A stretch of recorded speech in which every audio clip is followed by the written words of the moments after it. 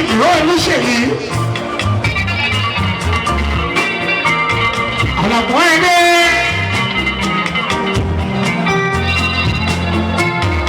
ìlú fẹ́mi lọ́pà o.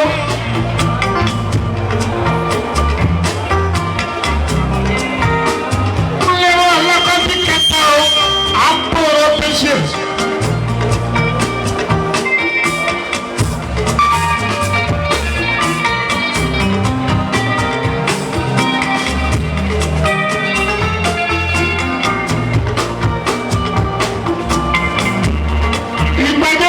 Coronation anniversary ọdún kan lórí àlefa ọba.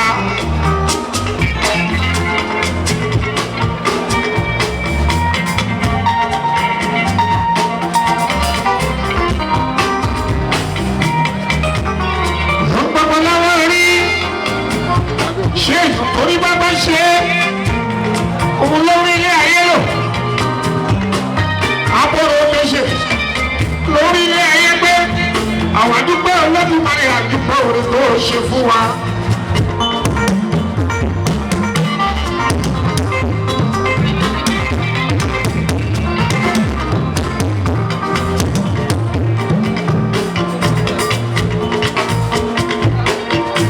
Ọmọ ẹni òṣèlú bẹ̀bẹ̀ káàfin ẹ̀ka síbi ẹ̀mí lómi àìgbé wá sí ìlú tẹ́nitẹ́ni.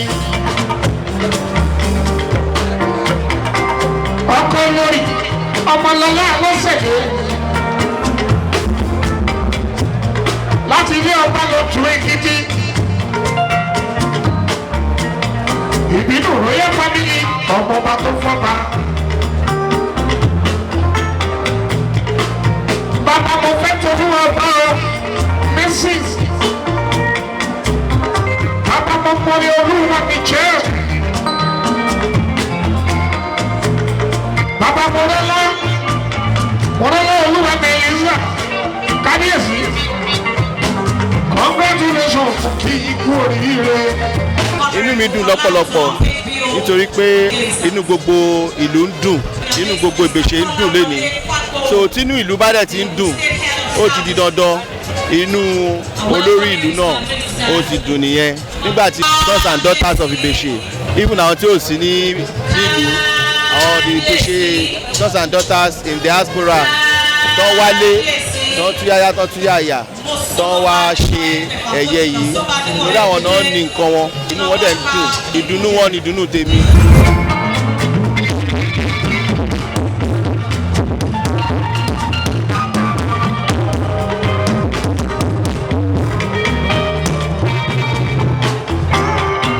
ìbẹ̀yìn ọba ládéládé tó ń bẹ níkàlẹ̀ ẹ̀kú àdúró tí ọba o ẹ̀kú àdúró tí ọba. Mo recognize presence kábíyèsí olúgbẹ́yẹ ọmọkọ ìlú ìpàdéwọ̀yẹ aṣáájú agolo olùtìláwò paramount ruler gbogbo Yewa ọkọ olórí Adéọlá.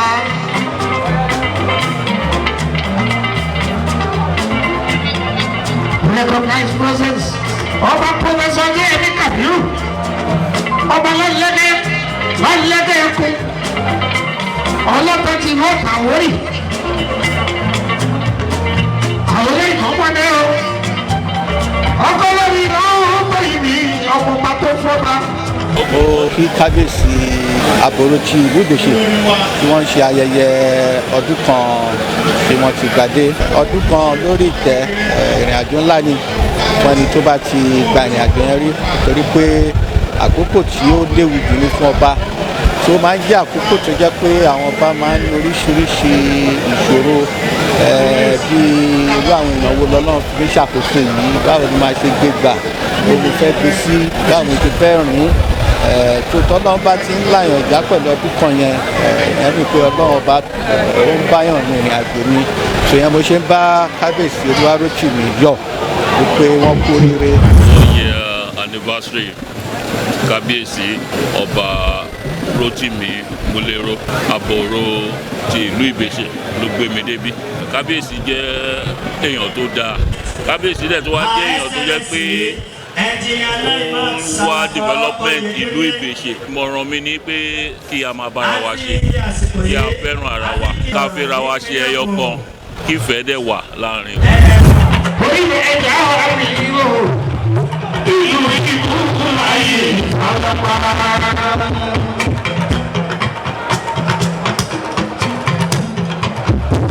Orílẹ̀ èdè ìmọ̀ tí gbogbo ẹ̀ ní ọ̀sì ayé.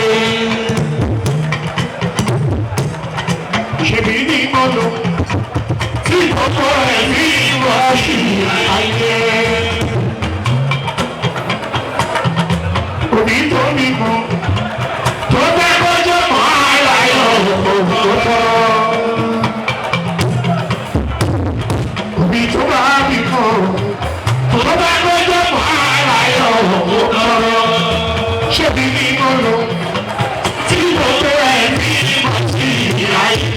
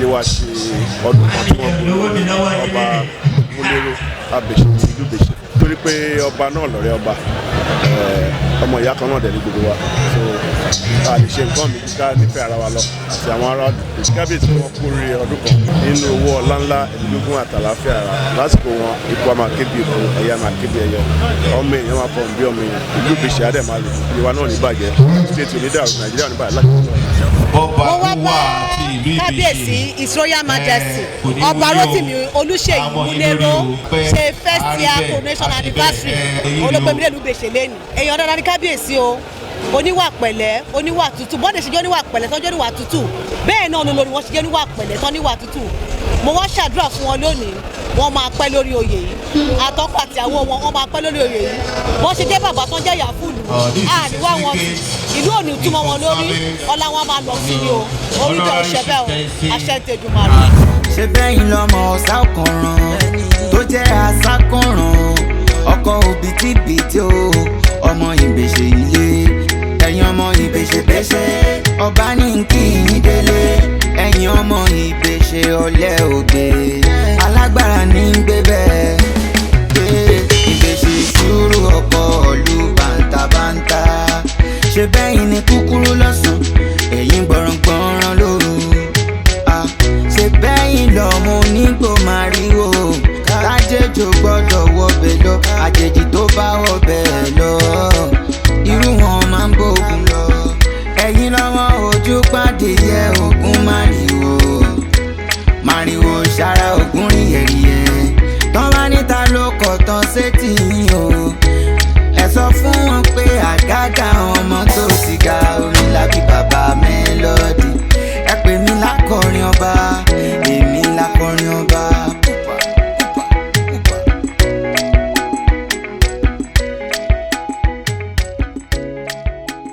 Aboro Of Ibeseland ló gbé wa jáde ó ń ṣe anniversary ọdún kan torí ẹ̀ la ṣe wà ń bí Ọlọ́run ti ń kọ́ mọ̀ ṣe á túbọ̀ máa kọ́ mọ̀ ṣe Aboro ìmọ̀ràn mi fún ní pé bóyá ń ṣe ni kó máa ṣe torí ọmọdé ń fẹ́ràn ẹ̀ àgbàlagbà ń fẹ́ràn ẹ̀ ó jẹ́ ni tó simple tó dẹ̀ dáa ìdí gbogbo lọ́balọ́ba fi wà ń bí nìyẹn mo wá ń wúre fún mò ń gbà ládùúrà wípé 20 ọdún 30 ọdún 40 ọdún 50 ó sì ń lọ ní bóyá máa jẹ́ nìyẹn láṣẹ Èdùmàrè.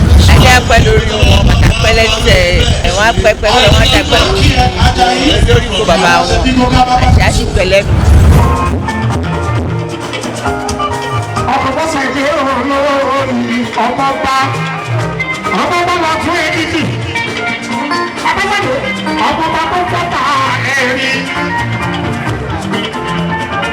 ó bá bímọ lọ́nà méje ìjọba ní yóò bá jọba ilé pa ní ìgbésẹ̀ àjọba nílé ọ̀gá ẹ̀kọ́ jẹ́.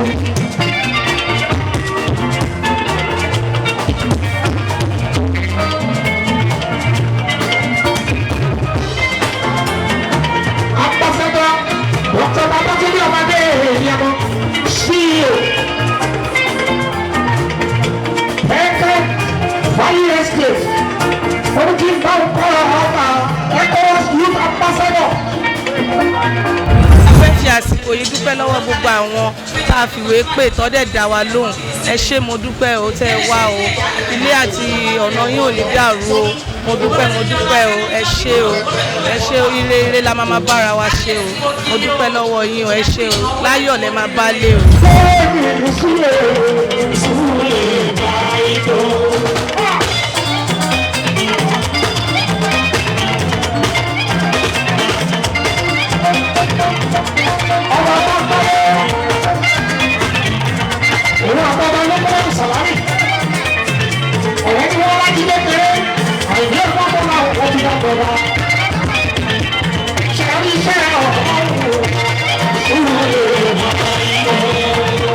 Ó wálé ní láti wá bá Aboro ti ìlú Ìbẹ̀ṣẹ̀ ṣe àjọyọ̀ ọdún kan tó gbadé lénìí.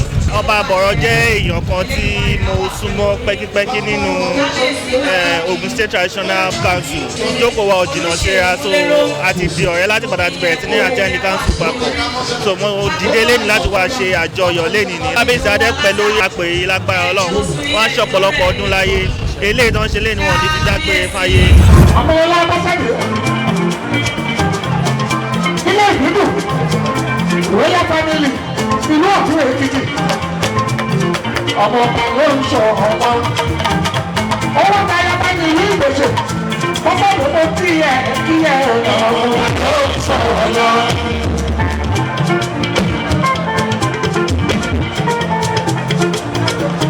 ẹ̀yà tàbí èsì ìrìn Ìbẹ̀ṣẹ̀ ọmọ ọba ló ń sọ ọmọ.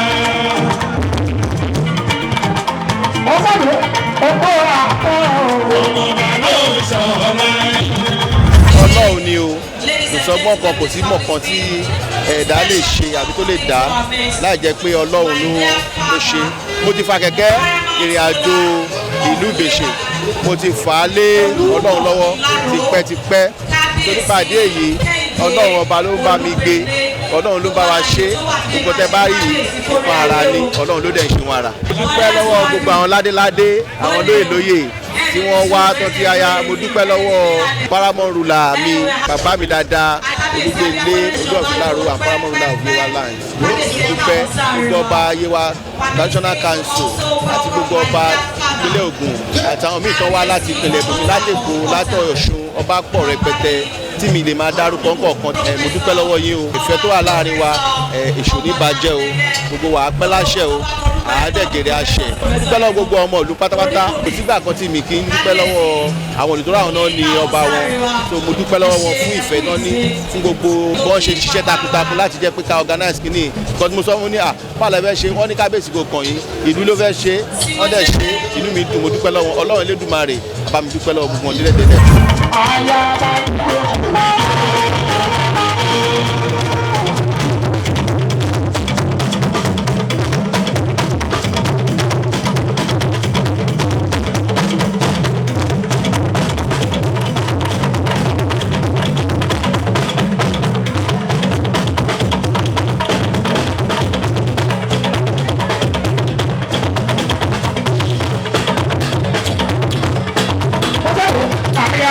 Thank you.